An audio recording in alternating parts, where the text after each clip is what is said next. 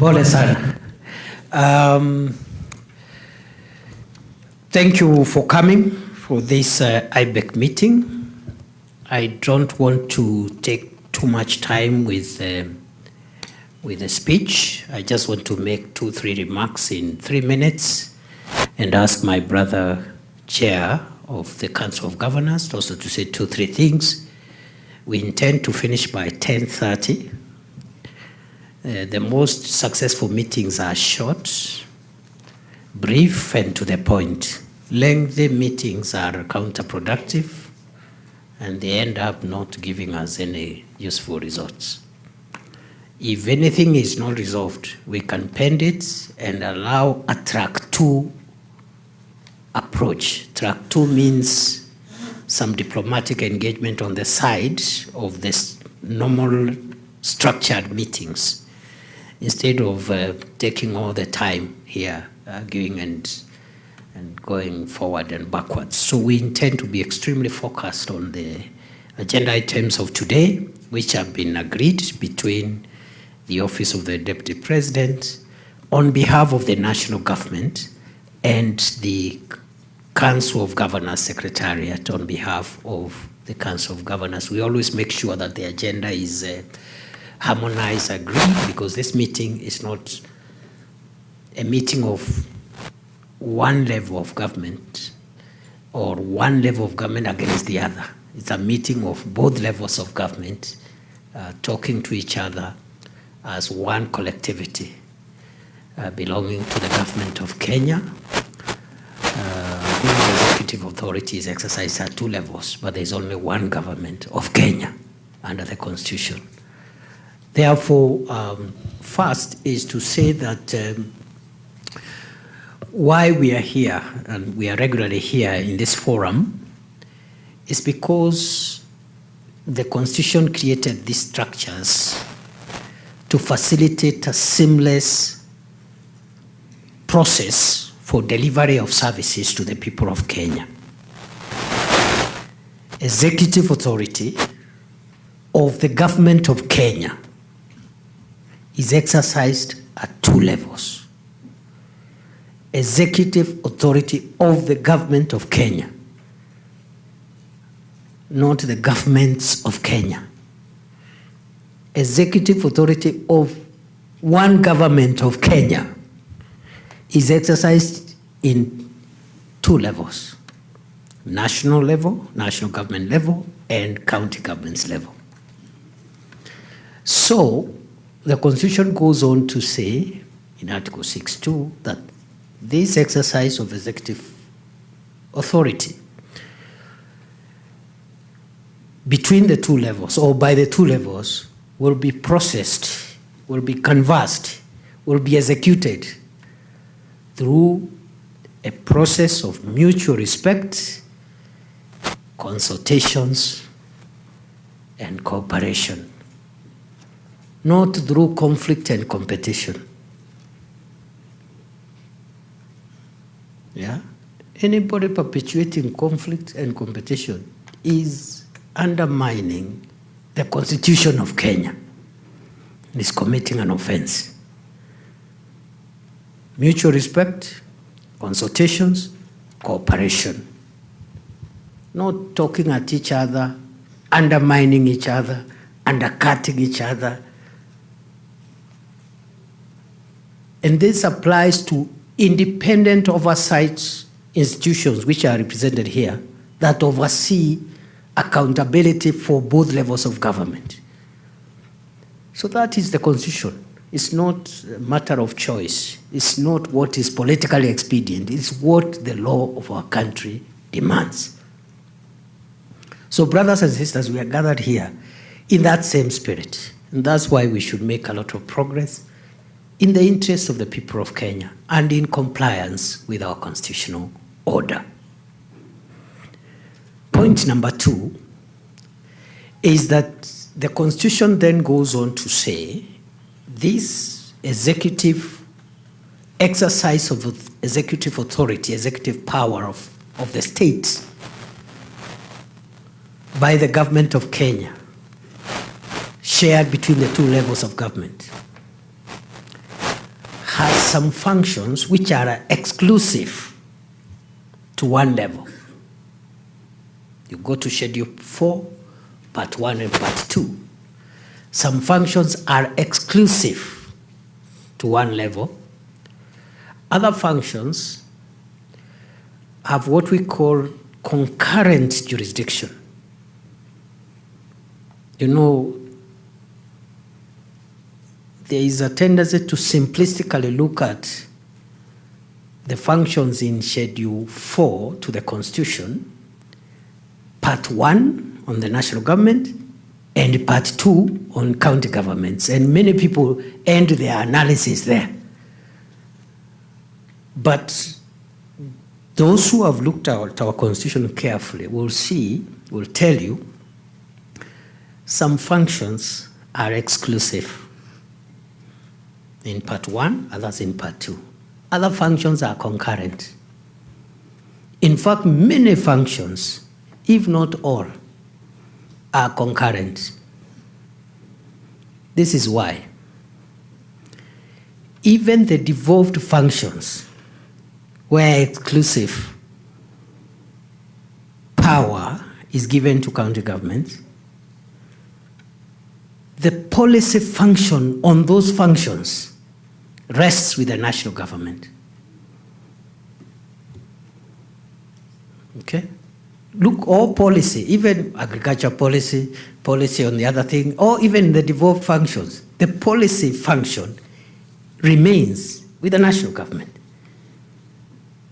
And I'm not trying to create a hierarchy. I'm just, it's Constitutional Law 101. Because once we understand some of these things, some of the problems we have will disappear very easily. Okay? Because first we say the two levels should never compete with each other. They must respect each other and consult and agree and cooperate and move on. Because we have only one government of the Republic of Kenya. It's only that the executive power and legislative power, those two arms of government, there are two levels. Judiciary, of course, is not devolved. Even for the devolved functions, the policy function on everything remains with the national government, so that you can have coherence. It's not to make counties look small. It's to have coherence, because you don't want to have one county saying, let's vaccinate livestock, and another county saying there is no need of vaccinating livestock because it's a project of Bill Gates. You don't want conflicting policy. Okay? Then finally, the Constitution goes on to say that even where functions are devolved, beyond the functions listed in Schedule 4, Part 1 and Part 2, if there is any other function that is not captured there, what we call residue jurisdiction. The Constitution says residue jurisdiction rests with the national government. Again, just to backstop the state so that there is no gap anywhere. If there is anything that was never captured, any governmental power that was not captured in Schedule 4, Part 1 or 2, then the national government takes responsibility. So having said that, I think we're in good space, ladies and gentlemen, and this is my final point, because we are already implementing our constitutional responsibilities in a very good way. I was just chatting with some of the colleagues here earlier on from both national government, county government, and we are saying some of the things here we are calling disputes and conflicts are very minor issues, inconsequential. And they are expected. Differences of opinion and interpretation of mandate, these are normal things. And I gave the example, I know countries which have had devolved systems for close to 200 years. Australia, for example, 185 years of devolution. Today,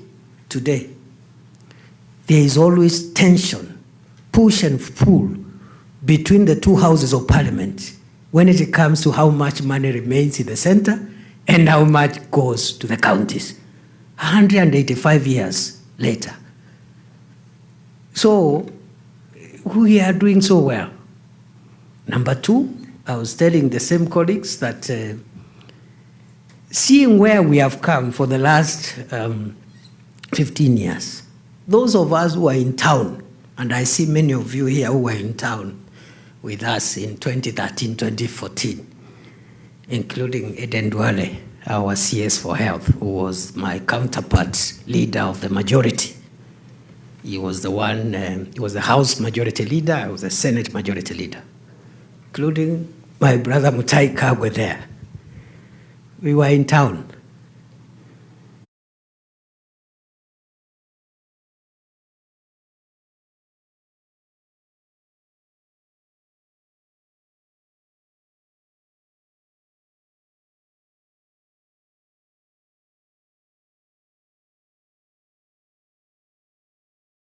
Counties, not because we want to claw back on their function, to make sure it succeeds.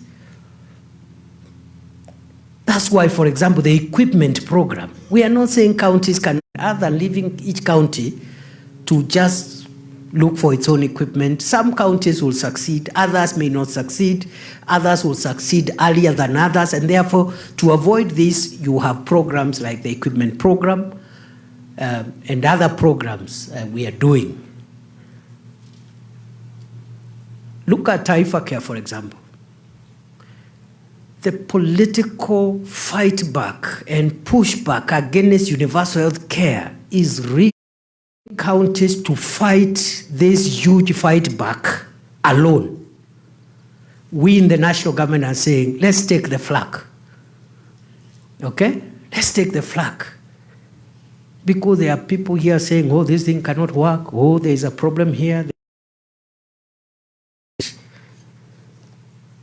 And then allow universal health to be successful across the country. Enough people, we make sure there are drugs, we make sure there are equipment.